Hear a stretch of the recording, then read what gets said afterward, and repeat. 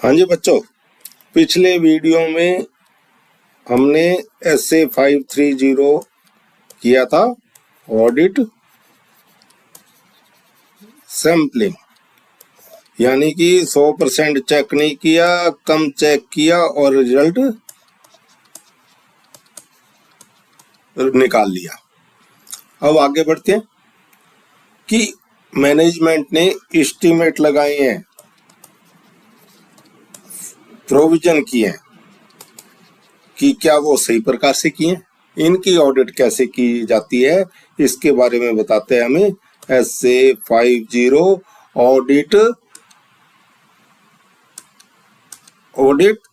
Auditing accounting estimate including fair value accounting estimate and related disclosure. यानी कि जो management ने अकाउंटिंग एस्टीमेट बनाई है, फेयर वैल्यू एस्टीमेट बनाई है, उनके बारे में कैसे हमें ऑडिट करनी है और उनके बारे में रिलेटेड डिस्क्लोजर को भी कैसे ऑडिट किया जाना है, इसके बारे में SA 540 हमें गाइड करता है। SA 540 एस्टीमेट से हम पढ़ेंगे एस्टीमेट द रिस्क, यानी कि सैंपल में क्या रिस्क है, स्क्रूटिनाइज द मेथड कि मैनेजमेंट ने क्या मेथड लगाए हैं और हम उस डाटा को टेस्ट करेंगे, मैनेजमेंट से इंक्वायरी करेंगे और उसके हिसाब से हम अपना एस्टीमेट बनाएंगे और उससे हम जो आए चेंज मिला हमारे एस्टीमेट में और मैनेजमेंट में दो दिया, उसको एवेल्यूएट करेंगे और उसके हिसाब से हम देखेंगे कि इसका क्या डिस्क्लोजर होना चाहिए था और उसके बाद हम देखेंगे कि हमारी ओवरऑल रीजनेबलनेस क्या है, हमारी ओपिनियन कैसी होनी चाहिए। चलो इसको पढ़ते हैं। सबसे पहले हर ऐसे के ऑब्जेक्ट की तरह इसका भी ऑब्जेक्ट है, ऑडिटर के क्या करना है, obtain sufficient and appropriate audit evidence about whether accounting estimate including fair value estimate and related disclosure are reasonable। Objective हमेशा ऐसे का उसके नाम में ही से मिल जाता है, उसको रिफ्लेक्ट होता है, तो नाम भी याद करने हैं, ऑब्जेक्ट भी याद करने हैं। और presented in accordance with the applicable financial reporting framework, यानी कि जो एंटाइटी एस्टीमेट बनाती है वो किसके हिसाब से बनाती है, FRF में उसके बारे में पूरी गाइडलाइन दी गई है, क्या एंटाइटी ने FRF की पालना की है और उनको प्रॉपरली जो एस्टीमेट है उनको प्रॉपरली डिस्क्लोजर कर दिया है। और ये हमें इस ऐसे का ऑब्जेक्टिव है कि इसकी ऑडिट कैसे करेगा ऑडिटर, इसके बारे में गाइड करना इस ऐसे का ऑब्जेक्टिव था।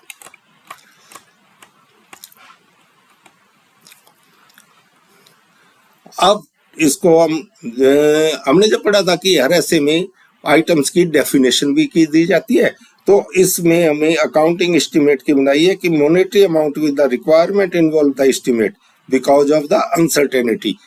कुछ आइटमों में जैसे कि अनसर्टेनिटी होती है उसके बारे में मैनेजमेंट अपना एस्टीमेट बनाती है, जैसे कि हमें वारंटी के लिए प्रोविजन करना है, तो वारंटी अब अगले साल कितनी क्लेम की जाएगी इसके बारे में कुछ नहीं होता, तो उसके बारे में तो हम प्रोविजन बनाती है, तो इसको कहते हैं अकाउंटिंग एस्टीमेट। फेयर वैल्यू क्या होती है कि जो प्राइस किसी लायबिलिटी को सेटल करने के लिए या किसी असेट्स को एक्वायर करने के लिए जो हम पे करते हैं वो उसकी फेयर वैल्यू होती है। Price would be receive to sell an assets और pay to transfer the liability in an ordinarily transaction between the market participant. सरल शब्दों में कि हमने जो इस आइटम को मार्केट में कितने में सेल कर सकते हैं, अमाउंट क्या मिलेगा सेल करने से, ये हो गया हमारा फेयर वैल्यू। या हम ये लायबिलिटी है इसको सेटल करने या हमें परचेज करनी है, कोई मार्केट रेट पे कितने में परचेज कर सकते हैं, वो होती है फेयर वैल्यू। मैनेजमेंट की वाइसनेस कब मानेंगे, जब उसमें न्यूट्रलिटी नहीं होगी, वो न्यूट्रल नहीं होके सोचा, उन्होंने इंफॉर्मेशन बनाई, अपना इंटेंशनल गलत होगा या अनइंटेंशनल होगा, यानी कि बिना न्यूट्रल हुए उन्होंने उसको इंफॉर्मेशन को बनाया है उसको कहेंगे मैनेजमेंट का बायस है। मैनेजमेंट ने अपने फाइनेंशियल स्टेटमेंट को अच्छा दिखाने के लिए उसमें कुछ गलतियां जानबूझकर या अनजाने में कर दी हैं, तो ये होगी मैनेजमेंट बायस। अकाउंटिंग एस्टीमेट क्यों अराइज होते हैं, ये अकाउंट्स में भी आएगा कि सर्टेन आइटम है जो फाइनेंशियल स्टेटमेंट के वो मेजर नहीं किए जा सकते, उनमें फ्यूचर इवेंट शामिल होता है, मार्केट कंडीशन शामिल होती हैं और इकोनॉमिक कंजम्पशन भी शामिल होते हैं। जैसे वारंटी क्लेम फ्यूचर इवेंट है, फ्यूचर में आएगी, उसके बारे में हमें अभी प्रेडिक्शन ही करना है। और मार्केट कंडीशन, जैसे इन्वेस्टमेंट किया, रेट उसके मार्केट के बढ़ भी सकते हैं, कम भी हो सकते हैं, तो ये मार्केट कंडीशन होगी। इसके लिए हमें फिर एस्टिमेट करने पड़ते हैं। इकोनॉमिक कंजम्पशन, जैसे हमारे पास फिक्स एसेट्स है, हमने उसकी लाइफ मनी 8 साल और उसके हिसाब से डेप्रिसिएशन लगाया, पर वो एसेट्स 6 साल में ही ऑब्सोलीट होगी, तो ये हमारा इसके कारण से ये अनसर्टेनिटी है। इसके कारण से क्या है कि अकाउंटिंग एस्टिमेट्स क्रिएट होते हैं कि हमारे पास हम इनको प्रेसली मेजर नहीं कर सकते, इसलिए अकाउंटिंग जो एस्टिमेट है वो अराइज होते हैं। इसके लिए रिस्क असेसमेंट प्रोसीजर जो ऑडिटर के लिए गाइडेंस दी गई है इसमें कि ऑडिटर क्या क्या करेगा। ऑडिटर पहले करेगा अंडरस्टैंडिंग ऑफ एफआर क्या कहता है, एफआरएफ की रिक्वायरमेंट क्या है, एफआर के हिसाब से एस्टिमेट कैसे बनने चाहिए, यानी कि अकाउंटिंग पॉलिसी, अकाउंटिंग प्रोसीजर जो उस अकाउंटिंग एंटिटी पे लागू होते हैं, उस हिसाब से वो एफआरएफ के हिसाब से वो देखेगा कि क्या कहता है। और मैनेजमेंट ने कैसे आइडेंटिफाई किया है उन आइटम्स को और कैसे एस्टिमेट बनाई है, यानी कि मैनेजमेंट का सिस्टम एंड प्रोसीजर और उसको जो उन्होंने कैसे डिजाइन किया है प्रोसीजर, उसके लिए उसको भी एवेल्यूएट करेगा और जो उसने एजम्पशंस लगाए हैं, जो डाटा यूज किए है, उसको भी देखेगा और देखेगा क्या ये मैनेजमेंट के बायसनेस के तो इंडिकेटर नहीं आ रहे इसमें, कोई मैनेजमेंट ने जानबूझकर, जैसे वैल्यूएशन ऑफ स्टॉक है, ये फेयर वैल्यू से मेजर होना चाहिए, फेयर वैल्यू मेजरमेंट होना चाहिए, पर मैनेजमेंट ने इसको प्रॉफिट बढ़ाना है तो इसकी वैल्यू हायर वैल्यूएशन कर दिया और अगर प्रॉफिट कम करना है तो इसका लोअर वैल्यूएशन कर दिया। तो ये इसको देखना है कि इसमें कहीं मैनेजमेंट की वाइसनेस नहीं है, ये एक ऑडिटर का ऑब्जेक्टिव है इसमें, और इसके लिए ऑडिटर को अपना प्रोफेशनल जजमेंट एक्सपीरियंस लगाना है और इसको अपने को चेक करना है। क्या फैक्टर हैं जो मिस स्टेटमेंट को इफेक्ट करते हैं, इन्फ्लुएंस करते हैं? इसमें होता है complexity of estimate,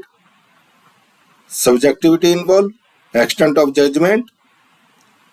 change the method of assumption, new और unusual transaction. Complexity of estimate यानी कि इसको करना है हमें कि मशीनरी है, इसकी डिसमेंटल करना पड़ेगा हमें 10 साल बाद और साइट को रिस्टोर करना पड़ेगा। समझ रहे हैं मैं क्या कह रहा हूं कि बड़े प्रोजेक्ट होते हैं, जैसे उसके लिए हम गवर्नमेंट से जगह लेते हैं, वहां अपना लगाते हैं, हमने यूनिट लगाया, फिर बाद में जब हमें देते हैं कि 10 साल बाद हमें वो यूनिट की जगह बिल्कुल साफ सुथरी करके गवर्नमेंट को देनी है, तो उसके डिसमेंटल के खर्चे भी हमें उसके करने हैं, तो इसको रिकॉर्ड किया जाता है कि 10 साल बाद जो खर्चा होगा उसके हिसाब से इसको रिकॉर्ड करते हैं और इसकी डिस्काउंटेड वैल्यू करते हैं। तो ये ट्रांजैक्शन बहुत कॉम्प्लेक्स हो गया, तो ये कॉम्प्लेक्सिटी ऑफ है, ये अनसर्टेनिटी एस्टिमेट में करती है। सब्जेक्टिविटी इन्वॉल्व, इसकी जैसे हमने बात की थी कि मैनेजमेंट सब्जेक्टिव है, मैनेजमेंट चाहती है प्रॉफिट को कम करना, ज्यादा करना, तो वो अकाउंटिंग एस्टिमेट के हिसाब से कर रही है, इसमें मैनेजमेंट का बायस भी देखा जाएगा और ये मैनेजमेंट के जजमेंट पे निर्भर करता है। और उन्होंने मेथड चेंज कर दिया, एजम्पशन लगाने का मेथड चेंज कर दिया, अब अडेप्टर पे प्रोविजन कर रहे थे और उसमें अपना जजमेंट लगा के किया, और डेप्रिसिएशन का मेथड है स्ट्रेट लाइन से डब्ल्यूडीवी कर दिया, डब्ल्यूडी से स्ट्रेट लाइन कर दिया, तो ये चेंज इन मेथड होगा। और नया ट्रांजैक्शन आ गया, कोई नई परचेज की है, किसकी, उन्होंने इंटेंजिबल एसेट्स को रिकॉर्ड किया है, तो इसके लिए कोई नई एसेट्स नहीं है, इसका फेयर वैल्यू मेजरमेंट भी कैसे होगा, क्योंकि इसको तो हम सेल भी नहीं कर रहे, परचेज भी नहीं किया, तो इसके लिए भी अनयूजुअल ट्रांजैक्शन हो गया। ये ऐसे आइटम इसके हैं जो इन पे ज्यादा ध्यान देने की ऑडिटर को जरूरत है। अब ऑडिटर ने ये रिस्क तो एसेस कर ली, तो इनको रेस्पॉन्ड कैसे करेगा। हमने 315 में पढ़ा था रिस्क एसेस करना और 330 में रेस्पॉन्स, तो वो अभी यहाँ प्रोसीजर लगाने हैं। तो इसमें प्रोसीजर क्या लगेगा, इसको क्या अप्रोच रहेगी ऑडिटर की, ऑडिटर इसको कैसे मैनेज करेगा। तो ऑडिटर टेस्ट करेगा कि मैनेजमेंट ने कैसे एस्टिमेट बनाए हैं और उस डाटा को देखेगा जो डाटा एस्टिमेट बनाने के लिए लिए हैं और उस पे क्या क्या मैनेजमेंट के एजम्पशंस हैं, मैनेजमेंट ने क्या डाटा लिया, कैसे एजम्पशन किया और उससे उन्होंने कैसे कैलकुलेशन की। और ऑडिटर अपना इंडिपेंडेंट एस्टिमेट करेगा और उसको कंपेयर करेगा मैनेजमेंट से और रिव्यू करेगा subsequent event, provide the evidence about the estimate. जैसे हमने करा, ऑडिट कर रहे हैं जून में और एस्टिमेट बनाए थे कब, मार्च 31 को। अब इसके बीच में 3 महीने हैं हमारे पास, इसमें हमें कुछ ऐसे मटेरियल मिल जाएगा, हमें ऐसा कुछ एविडेंस मिल जाएंगे जिससे कि हम एस्टिमेट के बारे में जानकारी कर सके। यानी कि वारंटी 6 मंथ तक पे करनी थी या ड्यू थी और 3 मंथ तो लैप्स हो सकते हैं, और हमने किया एस्टिमेट किया कि 1 लाख की वारंटी का हमें भुगतान करना पड़ेगा, मैनेजमेंट ने कर लिया 1 लाख रुपए की, और 3 महीने केवल आई 10,000, 10,000 आई 3 महीने में। एस्टिमेट किया 1 लाख फॉर 6 मंथ, 3 महीने में आई, तो ये एस्टिमेट वाइस्ड हो गया। तो ये जो सब्सिक्वेंट इवेंट है ये भी हमें ये बता सकते हैं, इनसे हमें पता लग सकता है कि एस्टिमेट सही है या गलत है। तो इनको भी ऑडिटर एग्जामिन करेगा और उसके अनुसार अपना आगे प्रोसीजर लगाएगा। ऑडिटर इवैल्यूएट क्या क्या करेगा, एप्रोप्रिएटनेस ऑफ द मेथड, क्या मेथड जो मैनेजमेंट लगाया है वो अप्रोप्रिएट है, consistency with the prior period, क्या उसी प्रकार से किया है जैसा पिछले साल किया था या कोई नया किया है, और उनकी रीजनेबलनेस, जो एजम्पशंस आए हैं वो रीजनेबल है या नहीं है, और जो डाटा उन्होंने यूज किया है क्या वो रिलायबल है। यानी कि रिलायबिलिटी ऑफ डाटा चेक करेगा, रीजनेबलनेस एजम्पशन की चेक करेगा, consistency with prior period check करेगा, एप्रोप्रिएट ऑफ द मेथड देखेगा। अब प्रायर पीरियड का डाटा जो उन्होंने पिछले साल एस्टिमेट किया था हमारे पास वो है, लास्ट ईयर के प्रोजेक्शन है, एस्टिमेट है, और इस साल में वो एक्चुअल में कन्वर्ट हो गए, तो इसको भी देखेगा कि वो लास्ट ईयर वाला एस्टिमेट है वो एक्चुअल में हुआ तो उसमें क्या एक्यूरेसी थी या कितना डिफरेंस था। तो इनको क्या है कि वो करके इस साल के डाटा को इसके इस पे टेस्ट करेगा इसका अकॉर्डिंग। तो जैसे वारंटी प्रोविजन है, ऑडिटर ने हिस्टोरिकल क्लेम डाटा देखेगा कि पिछले साल कितने क्लेम आए, पूरे साल में कितने क्लेम आए, पूरा कितना प्रोविजन किया था, और अब उसकी क्वालिटी का ट्रेंड क्या है, क्या प्रोडक्ट उतना ही अच्छा चल रहा है जितना पिछले साल था, और इससे वो क्या है कि पिछले साल में जो क्लेम आए थे उसी के हिसाब से इस साल के क्लेम की रीजनेबलनेस चेक करेगा। ऑडिटर अपना एस्टिमेट बनाएगा, किस हिसाब से, अपना डाटा लेगा एस्टिमेट से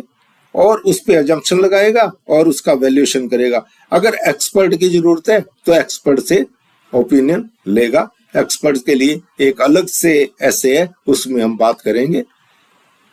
और auditor revalue the investment based on the relevant market data, कि ऑडिटर अपने इन्वेस्टमेंट के जैसे है, हमने इन्वेस्ट कर रखा है किसी शेयर्स में तो उसकी वैल्यूएशन की थी, तो हमारे पास जब उन्होंने वैल्यूएशन की थी उस दिन का डाटा नहीं था, फर्दर हमारे पास डाटा आ गया तो हम उस डाटा के हिसाब से उन इन्वेस्टमेंट को हम रिव्यू करेंगे। सब्सिक्वेंट रिव्यू के बारे में मैं बात कर चुका हूं कि पिछले साल के बैलेंस शीट में आए थे और हमने उसके बाद के जो डाटा आए उन्होंने 31 मार्च को जो किया, 31 मार्च को जो प्रोविजन कर रखे हैं, उसमें हमारे पास बाद में फर्दर हमारे पास कुछ एविडेंस आ गए, एस्टिमेट अनसर्टेनिटी, और हमने ये जैसे मान लो कि एक हमारा क्लेम था,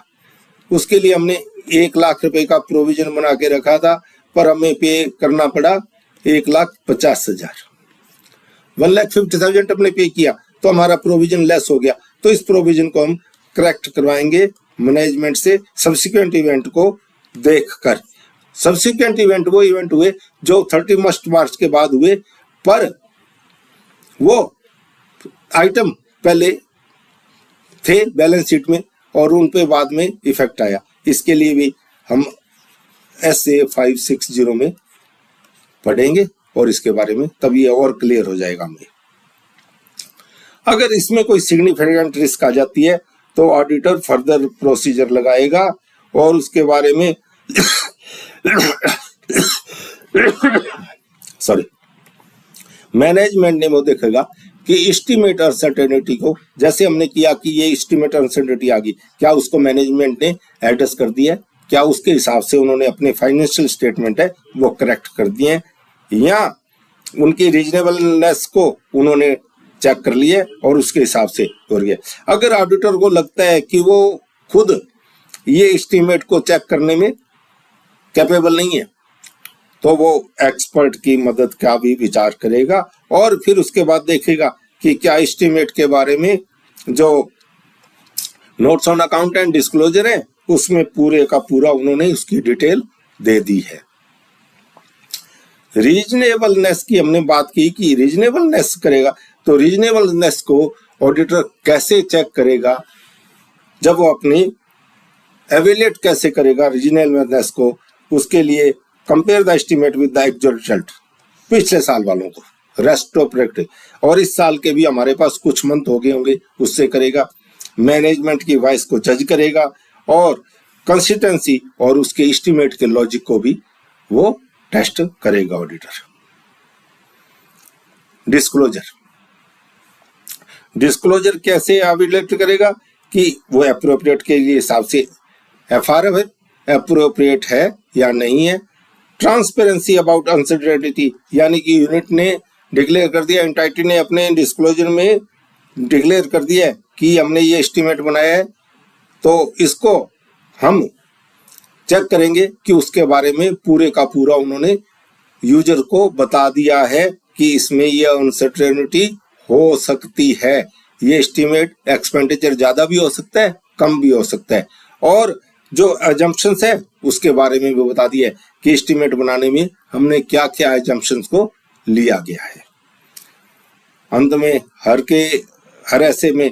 क्या डॉक्यूमेंट करना है इसके बारे में भी बताया गया है। तो इसमें हमने क्या किया कि अजम्पशंस क्या है, हमने क्या क्या टेस्ट किए, जो ऑडिटर चेक करेगा कि मैनेजमेंट ने जो अजम्पशन लगाए थे उनको हमने टेस्ट कर लिया है। इंडिकेटर द मैनेजमेंट वाइज, अगर कोई मैनेजमेंट की वाइसनेस मिली है तो उसको भी इंडिकेट करेगा। हमारे बेसिस कंक्लूजन का जो हमारे बेसिस है उसको भी एंटर करेगा, और इंडिपेंडेंट एस्टिमेट जो डेवलप किए थे उनको भी करेगा कि मैंने इस एस्टिमेट बनाए थे और मैनेजमेंट के ये और ये डिफरेंस है, इसको मैंने ऐसे एडजस्ट किया है। प्रोविजन, जैसे हम इसको एग्जाम्पल के हिसाब से समझते हैं कि डाउटफुल डेब्ट्स और उसके लिए प्रोविजन किए जाते हैं, इसको हम कैसे करेंगे, हिस्टोरिकल डेटा से देखेंगे और एजम्पशन देखेंगे कि मैनेजमेंट के क्या एजम्पशन थे। फेयर वैल्यू इन्वेस्टमेंट की होगी, मार्केट डेटा से उसको रिलायबिलिटी को चेक करेंगे। यूजफुल लाइफ है जैसे PPE की रीजनेबलनेस देखेंगे और कंस्टेंशन देखेंगे कि पिछले साल भी सेम फार्मूले लग रहे थे, अब के भी उसी प्रोसीजर से इन्होंने किए। इम्पेयरमेंट, गुडविल का इम्पेयरमेंट होगा, वैल्यूएशन मॉडल होगा या रिवैल्यूएशन मॉडल होगा या एजम्पशन के हिसाब से उन्होंने करे होंगे। तो मैनेजमेंट वाइज के हमने बहुत बात करी, तो इसके इंडिकेटर क्या हो सकते हैं कि मैनेजमेंट एजम्पशन का सिलेक्टिव यूज कर रहा है, यानी कि अपनी मर्जी से एजम्पशन बनाई है, कोई उनका उसके पीछे कोई लॉजिक नहीं पा रहा। कॉन्ट्राडिक्टरी एविडेंस मिलते हैं तो उसको इग्नोर कर रहा है कि कॉन्ट्राडिक्शन आ रहा है, मशीनरी खराब हो रही है, बार बार मशीनरी बराबर हो रही है, ये इंडिकेटर है कि उसकी लाइफ कम हो गई है, पर मैनेजमेंट इसको इग्नोर कर रहा है। ऑप्टिमिज्म और प्रेसिज्म, यानी कि मैनेजमेंट बहुत ज्यादा आशावादी है, निराशावादी है, और उसको इंटेंशन के कारण से वो ऐसा कर रहा है, तो इसके कारण से भी वो जो है हमारे इंडिकेटर है मैनेजमेंट की वाइसनेस के, और अपना मेथड जो है वो बिना उसके चेंज कर रहा है, और उसके रीजन नहीं है कोई, मेथड चेंज कर दिया, स्टॉक वैल्यूएशन का मेथड चेंज कर दिया, इन्वेंट्री वैल्यूएशन, और उसके साथ ही डेप्रिसिएशन का मेथड चेंज कर दिया, डाउटफुल के जो प्रोविजन बना था उसका मेथड चेंज कर दिया। तो इसके विदाउट रीजन के कारण है, वैलिड रीजन के कारण है, तो ये भी मैनेजमेंट वाइज का इंडिकेटर है। तो हमने इस प्रकार से SA540 को अंडरस्टैंड किया है, अकाउंटिंग एस्टिमेट को, और डिटेल में इसको जब अपना चैप्टर करेंगे तब उसके में और डिटेल से पढ़ेंगे, ये हम इसको लर्न करेंगे, और अगले एस्से में हम 550 को लर्न करेंगे, रिलेटेड पार्टी को, क्योंकि वो भी बहुत इंपॉर्टेंट होती हैं, फ्रॉड के बहुत सारे केसेज रिलेटेड पार्टी में आते हैं। तो चलो आगे चलेंगे अगले वीडियो में।